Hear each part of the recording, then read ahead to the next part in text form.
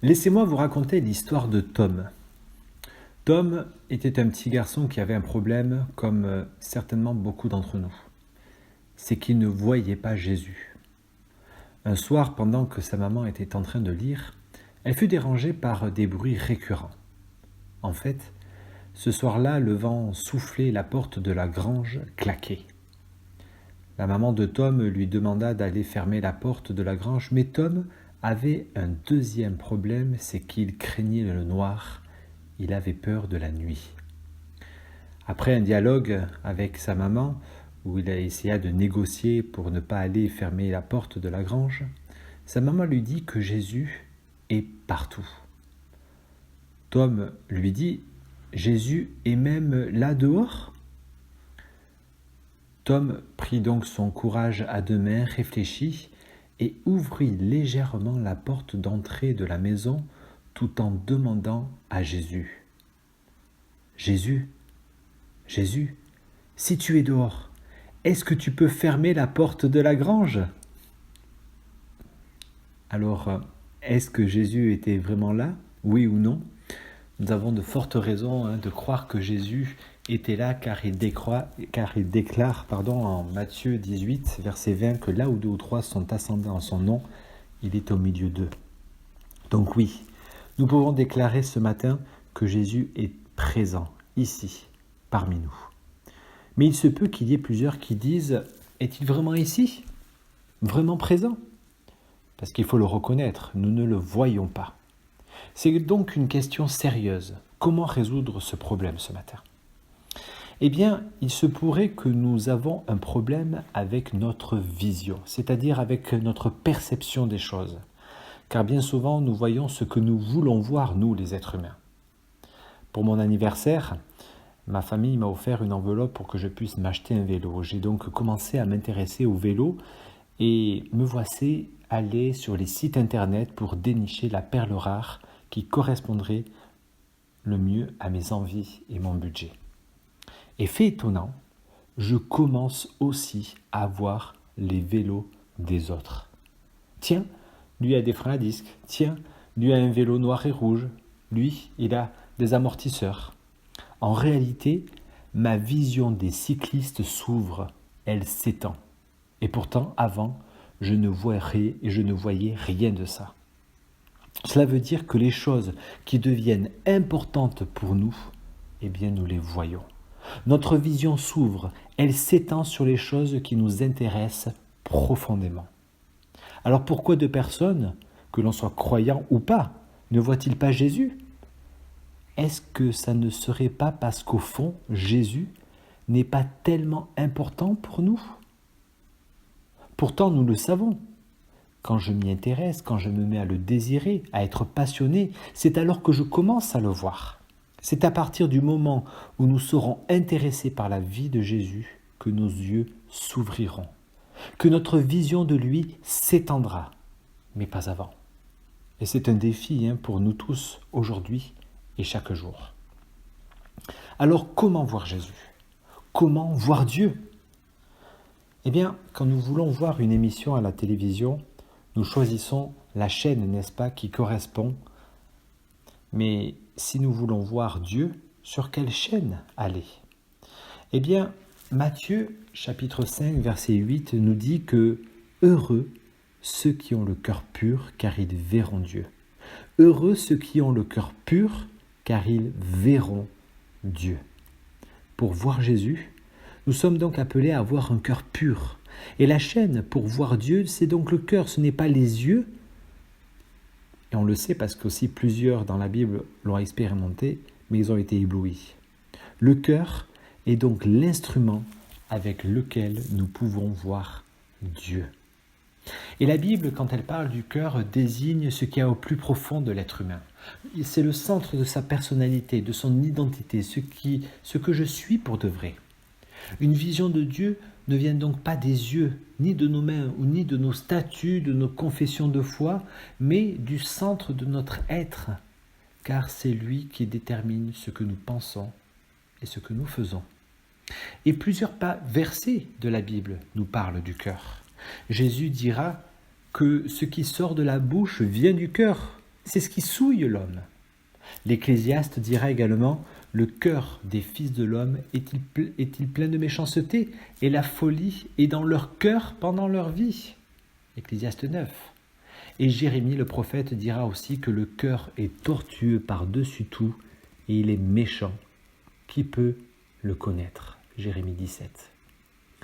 Malheureusement, nous constatons que la Bible ne décrit pas un cœur pur chez l'être humain. Donc un cœur qui ne peut pas voir Dieu.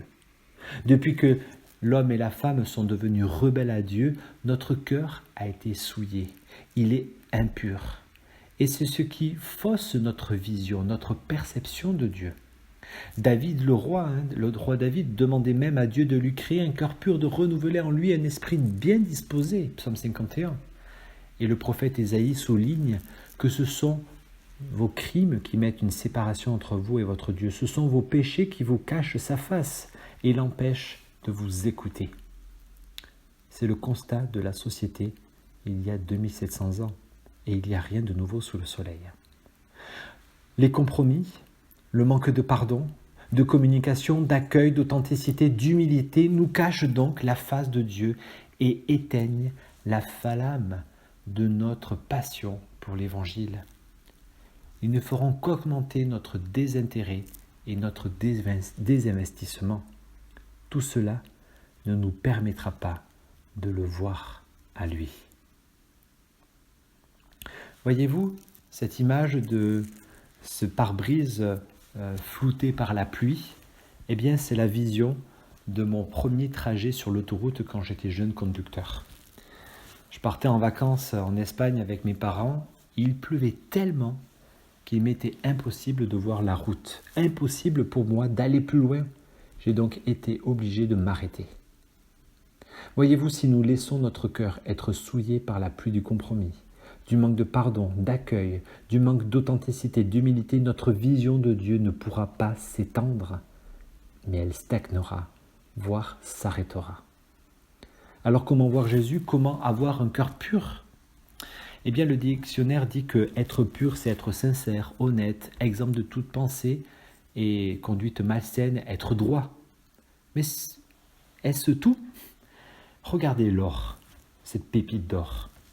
Eh bien, les spécialistes affirment qu'il est pur quand il est libéré et débarrassé de tout parasite, quand il n'est pas mêlé à d'autres éléments. Eh bien, pour Dieu, c'est identique. Une personne qui est pure, elle est pure à partir du moment où elle n'est pas mélangée à d'autres éléments. Elle est pure quand elle est consacrée, c'est-à-dire libérée de toute dualité, sans partage, sans mélange. Être pur, c'est donc être entier pour Dieu et non divisé pour ce qui est important. C'est être un pour lui. Et cela est rendu possible grâce au sacrifice de Christ à la croix qui nous sanctifie et qui nous purifie, nous justifie. Par la foi en Dieu, c'est-à-dire par la confiance, c'est comme s'il y avait un échange. Christ prend tout mon péché, toutes mes fautes, et ses qualités à lui me sont attribuées. Elles me sont imputées comme cadeau de Dieu, comme une grâce. Et spirituellement parlant, je deviens saint, pur. Je suis débarrassé de tout parasite et je suis déclaré juste et pur aux yeux de Dieu. La promesse est donc réalisable en Jésus-Christ. Heureux ceux qui ont le cœur pur, entier, pour Dieu, sans partage, car ils le verront. Alors à présent, comment voir Dieu concrètement? Eh bien, pour répondre à cette question, je vous propose de vous rappeler l'histoire de Samuel. Nous sommes en 1 Samuel chapitre 3. Rappelez-vous, Samuel fut le premier grand prophète après Moïse, et sa mère, Anne, alors qu'elle était stérile, pria Dieu de lui donner un fils et fit la promesse de le consacrer à son service à côté d'Élie, le souverain sacrificateur. Les fils d'Élie, qui étaient des sacrificateurs, commirent de grands péchés, et nous voici arrivés donc au chapitre 3. 1 Samuel 3, versets 1 et 2 nous dit que le jeune Samuel était au service de l'Éternel auprès d'Élie. Il était en formation. Et la parole de l'Éternel était rare en ce temps-là. Les visions n'étaient point fréquentes. Il est clairement dit que Dieu parlait rarement à son peuple et qu'il ne se faisait pas voir. On peut presque dire donc que Dieu s'était retiré de son peuple. Est-ce que cela veut dire qu'il n'y avait pas de vie religieuse? Ben non. Il y avait des sacrifices, des sacrificateurs, des louanges, des sanctuaires, beaucoup d'actions religieuses qui servaient à aider le peuple à se concentrer sur Dieu. Mais les âmes étaient partagées, divisées pour ce qui est important. Ces actions étaient perverties, le but était perverti. On ne cherchait plus à être en relation avec Dieu. La religion ne servait plus Dieu, mais les hommes. Vous vous rappelez certainement de ce film avec Charlie Chaplin des temps modernes.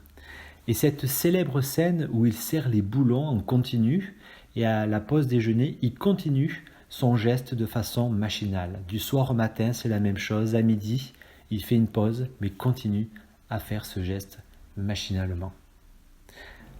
Est-ce que c'est une bonne action? Bien, j'ai envie de dire oui, aussi longtemps qu'il le faisait avec les boulons. Mais quand on vient séparer l'action de sa finalité, l'action n'a plus de raison d'être. Eh bien, dans nos églises, cela c'est un peu la même chose. On peut souvent voir des actions, on peut souvent voir des actions, mais on ne voit plus Dieu. On peut souvent voir des œuvres bonnes, mais plus voir celui qui est dans les cieux.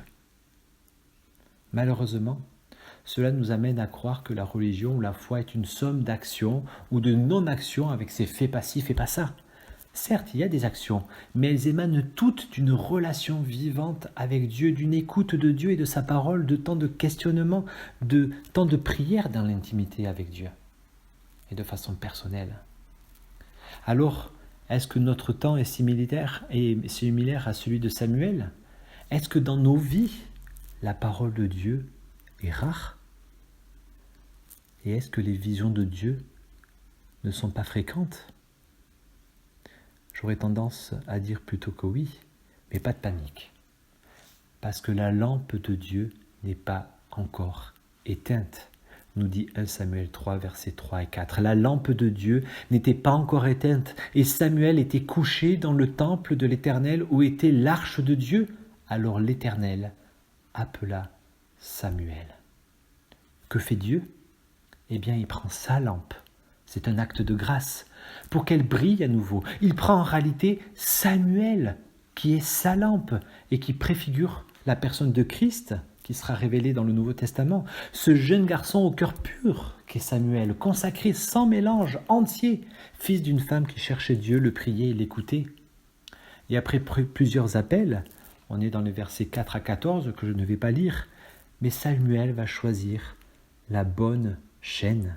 Il comprend que Dieu veut parler à son cœur, il comprend que Dieu parle au cœur et se fait voir avec un cœur pur et consacré. Heureux ceux qui ont le cœur pur, c'est-à-dire entier, car ils verront Dieu. Conséquence, 1 Samuel 3, 19 à 21, c'est bien Samuel grandissait et l'Éternel était avec lui.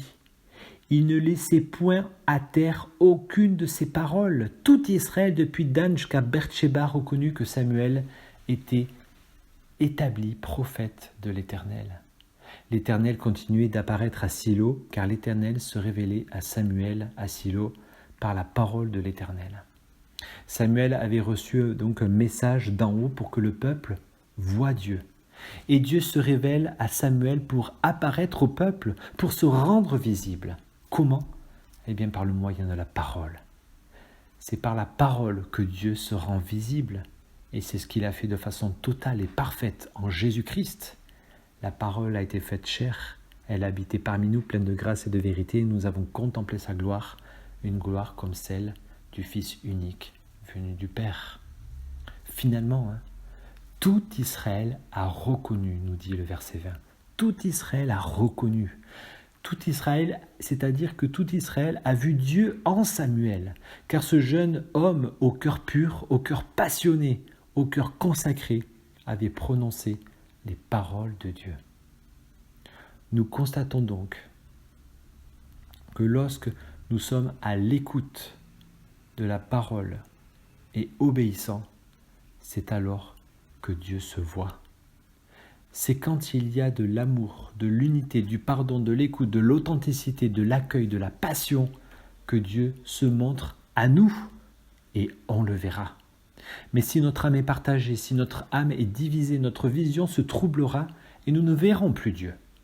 En revanche, si notre cœur est pur, c'est-à-dire entier, consacré, si notre engagement est sans mélange, nous verrons la main de Dieu, nous verrons les actes de Dieu quand les autres disent qu'ils ne voient rien, nous comprendrons la parole de Dieu quand les autres disent qu'ils ne comprennent pas, et nous reconnaîtrons Dieu dans les autres qui reflètent son caractère et son cœur. Oui, on verra Dieu et Dieu sera visible en nous. Pourquoi ? Car en Jésus-Christ, nous sommes la représentation concrète de ce que Dieu est. Tu es la représentation concrète de ce que Dieu est en Jésus-Christ. Alors que Dieu vous bénisse et te bénisse. Amen.